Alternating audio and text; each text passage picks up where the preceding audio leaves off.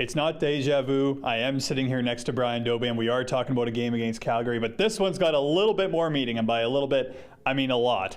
And Brian, after the 78-54 game against Calgary last week, did you give the game tape to Brendan Bowman so he can punt it about as far as he humanly can, or is it something that you guys kind of looked at, got a little bit from, but you're mostly focusing on some of the stuff that, I mean, you said in the scrum, you didn't really give them or show Calgary too much of what to expect from your team in the playoffs that week? Yeah, absolutely. We pretty much punted it. We certainly spent some time pointing out some of our weaknesses, I'll say, and some plays that just either were individuals who did not step up to the plate at certain times and essentially called them out in film. You know, that's part of the deal.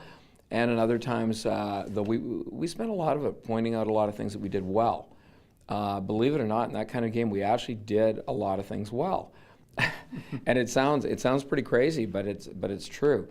And really, other than that, the game tape wasn't very valuable because what Calgary was doing and what we were doing were both so vanilla that that's not the way the game's going to be played this Saturday in terms of the some of the systems and the schemes that go with it. So it wasn't valuable. It was a nothing game that counted for nothing. It didn't change the standings, and so there was no real value in that game tape. Thank goodness. And now the University of Regina was the only team that beat Calgary this year, and they did it arguably with defense. The final score of that game was 12-9. You talked in the scrum about how you guys couldn't really stop the passing game whatsoever. What kinds of things are you looking to implement this week that might maybe help out those defensive backs? Well, it just shows, first of all, in commenting on that, the University of Regina beats Calgary 12-9.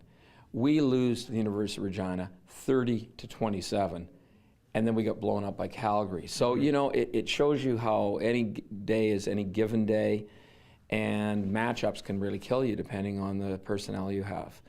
And then to answer your question specifically, there are things that we definitely are going to do on both sides of the ball.